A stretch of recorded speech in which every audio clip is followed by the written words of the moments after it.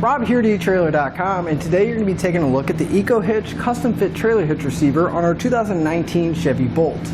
Now here's what our hitch is going to look like once we have it installed, and you can see it's going to have a really clean factory look to it, and that's because our cross tube here is going to be completely hidden behind the bumper, and the only thing we're going to see is that receiver tube sticking out.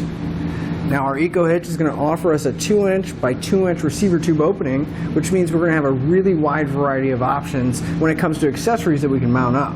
If you want to take some bikes with you, we can put a bike rack in here. Maybe we need to make some room inside for passengers or pets. We can put a cargo carrier in our hitch, that way we have more room, or hook up a ball mount so we can tow a trailer. Now regardless of what we're going to be putting in our hitch, all of our accessories are going to mount using the hitch pin hole here on the side. It is going to accept a standard 5/8 pin and clip. Now these are not included with our kit, but you can pick them up here at trailer.com along with some locking devices so your accessories are secure.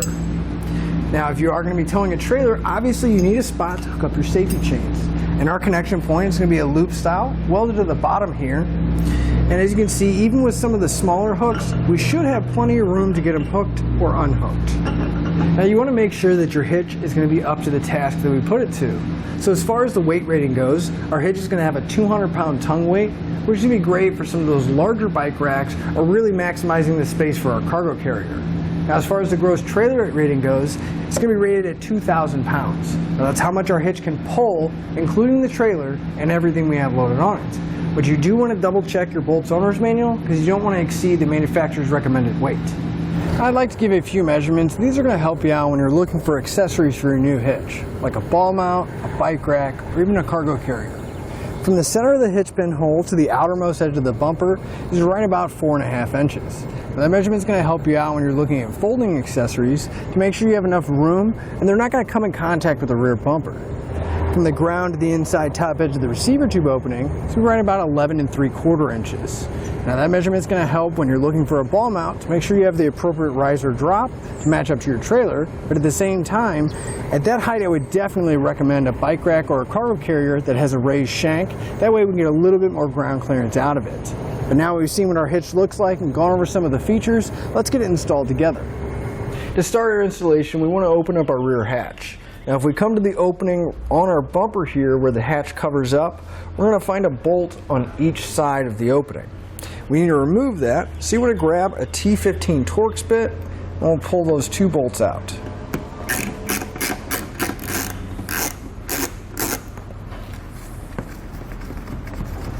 And we'll pull the other one out of the other side as well. Now if we come to the very bottom of our rear fascia, right behind our rear tires, we're going to have a bolt holding the fascia to the wheel well liner. Again, we want to grab that T15 Torx bit and we're going to pull both of them out, the one on each side.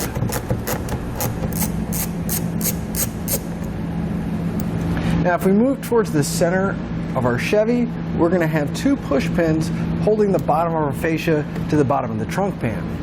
So we need to take those out, so we'll grab a flat blade screwdriver, and there's a small notch. It's kind of hard to see, but there's a little notch in there. We want to get our screwdriver in that notch so that we can separate the center section from the outer section of our push pin.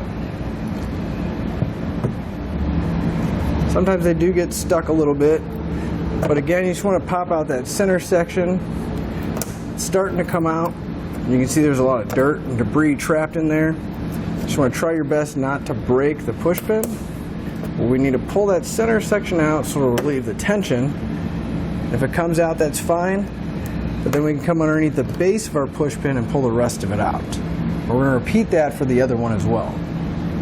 So now we can move underneath our bolt, and if we come right to the back of the fascia so we can look inside, we'll just pull gently on the fascia. When we look up towards the driver's side by our bumper beam, we're going to have this large connector. This is going to be connecting all of our accessories and all the electronics to the bumper itself.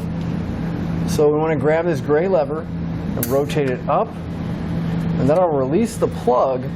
That way we don't have to worry about the wires catching when we go to pull the fascia off.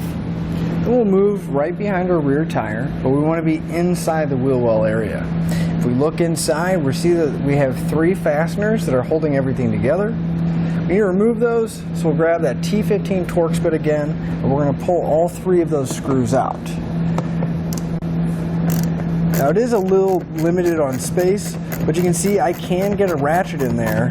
You just want to be careful, you don't want to scratch the paint or possibly get it stuck against the tire.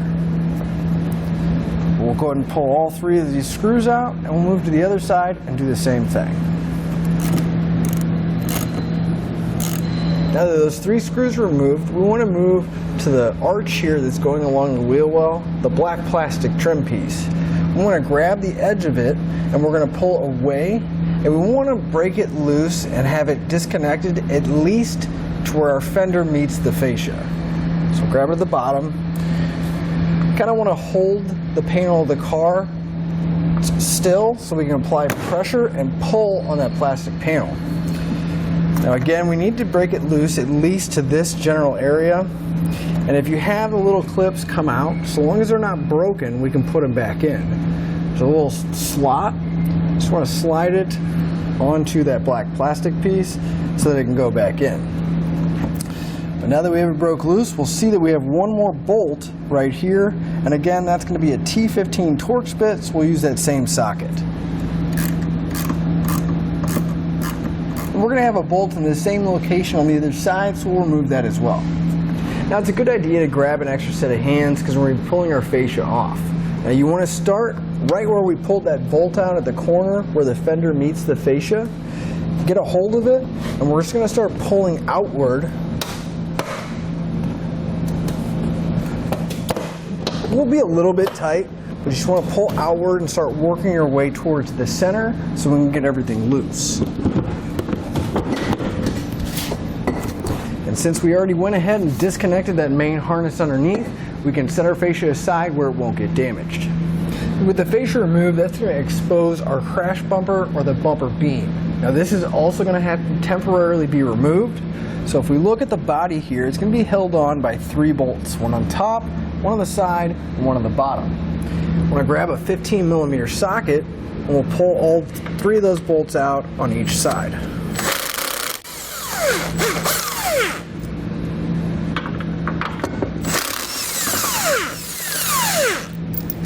Once the last nut's removed from the crash bar, you want to grab it, but we do have our wiring harness over on the driver's side here, so we don't want to pull it too far away. Make sure we have enough slack, and I'm actually just going to rest it over here on the side so it won't be pulling on the wires.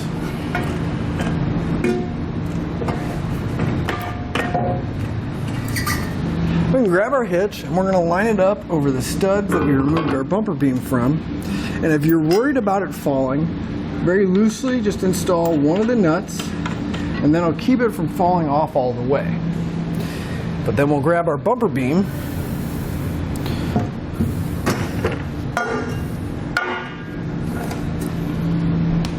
we'll swing it back over, lining up the holes again that are in the studs.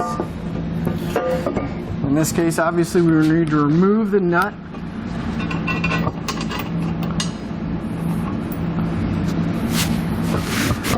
Put our bumper beam back over the studs, sandwiching our hitch in place. And then again, you just want to at least get one nut on each side so everything will hold itself against the body while we get the rest of the hardware back in place.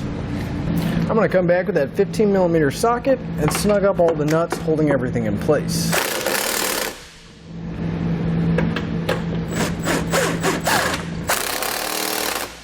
I'm going to come back with a torque wrench, and I'm going to torque them down to the manufacturer's specified amount. We'll go through, make sure that we torque down all of our hardware.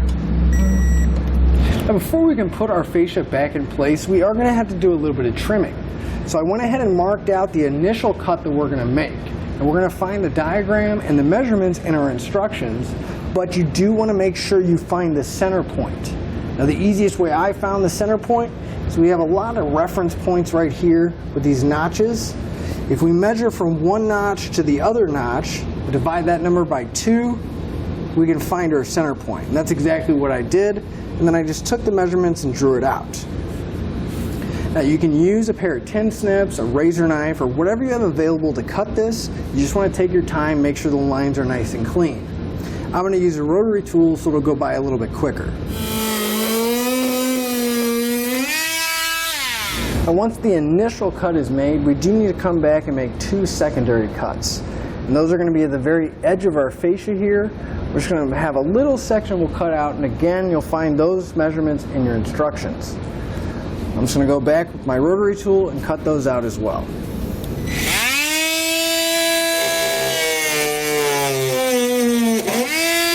Now the next set of hands, we're going to put our fascia back in place. You kind of want to guide the opening around the receiver tube of your hitch, and then also make sure you put your wiring over the top of the crash bumper so we can get everything in. Once we have everything lined up, start pushing our fascia back on, putting all the clips back in place, then we can start replacing all of our fasteners. And once you have the last one in, that'll finish up your installation and look at the EcoHitch on our 2019 Chevy Bolt.